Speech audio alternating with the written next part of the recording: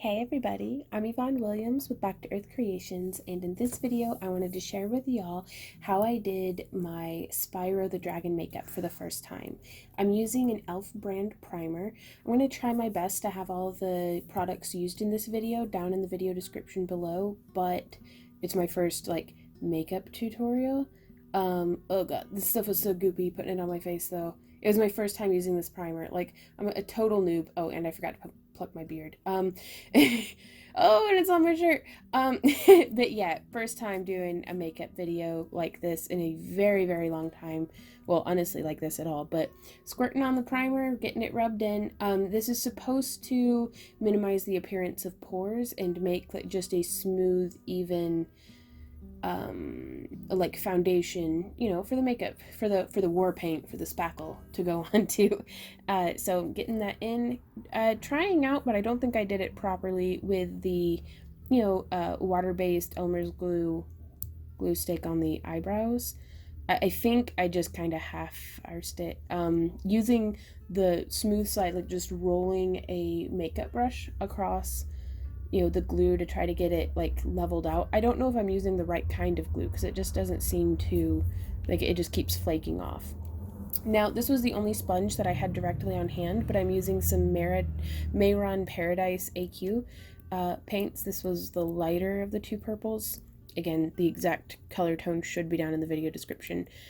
But this, the Beauty Blender lifted off more of the product than what it ended up putting down. So fortunately I was able to just get a light purple tinge, albeit very splotchy, but that's all I was really hoping for.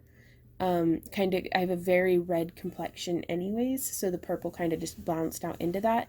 Now I am setting this just with a fluffy brush and some baby powder. Yeah, this is my big palette of water-based body and face paint. Now I'm going through now with the darker purple, and you can see once this, it doesn't do this with the other high density sponges that I've since started using, but it really lifts off the color underneath it. You can see there, especially, I should not be dragging it across my face, I just got lazy, but it really pulls off a lot of the color from underneath. But I was just kind of throwing down some base layers, and then I wanted a little bit more of a flesh tone. So I'm just going through with my regular liquid concealer or foundation. It is a full coverage foundation though. So just going through in the T-zone a little bit, and then as well as my upper lip and chin. And honestly, guys, at this point, I'm just kind of having fun. I don't really know what I'm doing. It's about experimenting. I have rummaged out a different beauty blender. But still, beauty blenders just aren't really my favorite thing, but I prefer to work with powders, I think, but that could just be because it's my comfort zone. So I have a little bit of rosacea, possibly related, or just sun damage, acne exposure kind of stuff, bumping on my cheeks, so trying to kind of blend that out in the colors. Now I'm going through with a slightly shimmery purple eyeshadow. This is a big palette that was actually gifted to me off of Amazon. I will have a link to where you can find it for yourself, but I really liked it. It has a lot of fallout, but the pigments are really strong and it's very affordable. So I'm going through with just a fluffy eyeshadow brush. I could have gone, I think, with a stiffer brush that would have left a harder line. Going through, just lining my lips. We're trying to, one day, I'm very envious of the people who can do makeup tutorials and not look ridiculous. So I just don't know how to hold my face when I think. So yeah, oh well. So that's a thing. But I kind of overlined very lightly, and then I'm exaggerating the top, where my smile extends on the corners of my mouth. Going through, experimenting, laying down the first layer of kind of the shape for my eyebrows, possibly. Now here I've added in a little bit more purple lining on my lower lip, and I'm going through with, this is a matte liquid lipstick, and it does much better being patted on than rubbed on. but it's a bit bold of a color. This is something that I don't think I would ever wear like on day to day because there's so much contrast between the lip itself and the inner, like the part of the there's a boundary kind of where your outer lip becomes your inner lip, like the part that's always the inside of your mouth. And there's just always like if you do like a kissy face, you can see that like pink and that color difference. Um, Sorry, I'm rambling. Going through with a magenta body powder now. This was just a cosmetic, like skin safe, lip, eye, and skin safe like mica powder, but going through adding a little bit more. Going through now, using a lighter tone, the same brand and formula of matte lipstick because it's not really a gloss. I don't know what to call these things. Um, but just to kind of try to fade that very dark purple into a lighter purple. I had experimented with some black eyeliner to do my nostrils all dragony, and again, I'm gonna reiterate, this is my first time doing this. So since shooting this footage and doing this first trial run, I've learned a lot of things. And so if you guys are interested, I can do a follow up showing kind of what I've learned and how, like, almost do a little bit of a side by side. So I've gone through with the same black pencil eyeliner and just blending it into my eyebrows with like a purple shadow. And I've removed what I did on my nostrils. And instead of bringing them, initially I had brought them forward towards the tip of my nose. I very much preferred them splaying out how we have them there now. Now here I'm packing in, this was a Kat Von D fetish palette that was given to me by my good friend Lauren with LaRuin Cosplay. And the orange in it was just perfect for the base. Very densely pigmented, only a little bit of fallout, but very, very nice. I do want to experiment a little bit more in the future with covering up my eyebrows. Like I thought about shaving like the last third of them off on each side, but my partner really advised against that, and I listened, and I'm glad I did. Now it was on this look that I discovered the importance of changing out brushes when going from like one color group to another. I'm kind of rubbing and packing and blending into my crease, or right above my crease rather, a very vibrant, like just really really tropical sunset orange. But yeah, whenever I was doing the orange or the yellowy orange from the fetish palette, I was using a brush that had a little bit of purple on it, and I was like, I need to not do that again. So now I have justified in my mind having like 5 different eyeshadow brushes. Now here I'm going through with, it's the same brand as the magenta mica powder that I had used, but it's a very nice shimmery gold. Not as strongly pigmented, but it does do a nice shimmer. So I like layering it over matte colors and kind of doing like how we're doing here to give just a little bit of like pop and shine. And this was also, I was shooting at night in my bathroom, and it really, whenever I had done this look again out in the daylight, gosh, that gold really came to life. Now I'm going through with some concealer. Not sure if this is my favorite kind to do this with, but again, it's my first time trying to do the cut like this. You kind of cut in. I watch a lot of makeup videos on Instagram whenever I'm having potty time, and I was like, I saw this on the internet, I'll try that. So that's what most of this is. But it's about having fun, though, really, I think. Again, I don't know how to hold my face when I do makeup, you guys.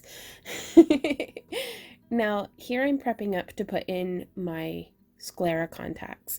This is Refresh brand eye drops, and I prep my eyes up prior to putting the drops or putting the contacts in. And then I've done some clever magical editing, but I've also put a drop or two in the contact itself. And of course I go out of frame to try to show putting the contact in. The trick I've found is to lift my upper lid out, tuck the large contact up and in, and whoo, gosh, I love the way that they look. And then pulling out the lower lid so that it can kind of just, you're tucking the contact into your eyeball. not for the faint of heart. I do not recommend sclera lenses if you've never worn contacts before. And if they're ever uncomfortable to you, take them out immediately. It is never worth hurting or damaging your eyes, but I really liked the use of those drops. And then also I'd put in more drops before putting on more eyeshadow. But going in now with a highly pigmented yellow, both around the tear duct as well as under the eye, trying to blend it back into my temple area. Just a little bit more, fiery tones. I wanted something that would really make the purple eyes pop. But yeah, those sclera contacts are a lot of fun. I haven't worn them for more than maybe 5 hours. And at that point, I was putting in drops every 45 minutes just to stay comfortable. But beyond that, they weren't I could tell I had contacts in, but it wasn't horrible, just having fun making little spots on my cheeks. Since doing this video, I've actually made some prosthetics that I just glue on. Coming in, hoping that I can get the cat eye look to match on both sides. I really like liquid and gel eyeliners, but probably honestly liquid are my favorite because I can kind of my eyelids can get a little crepey, and so if it drags at all, it distorts. If the makeup drags on my eye, then it distorts the eyelid and doesn't come out right. So doing just 3 little lashes, kind of drawn on my lower lashes. Again, just the faces that I make me really kind of happy, but also a little embarrassed to be oh my gosh, Vaughn. Oh well. This is the reality behind the photo shoots and stuff. Going through, just darkening in a little bit more. So much of what I do whenever I'm putting on faces like this is layers. Lots and lots and lots of layers and blending and details. Now here I'm putting in, used some Polydent to glue in some things I had made with polymorph beads. It's a thermoplastic that you just put it in freshly boiled water, and it melts it down into almost a plastic clay, and then I molded my own teeth and then popped them into my mouth, and I absolutely love them. I don't recommend eating in them, though I was able to drink. Now here, Randy had picked me out, that's my partner, had picked me out a really great lip gloss. He was like, this is Spyro Purple, and I was like, yes it is, put it in the cart. And it was $2, so I was like, definitely. I just don't know how to put on lip gloss.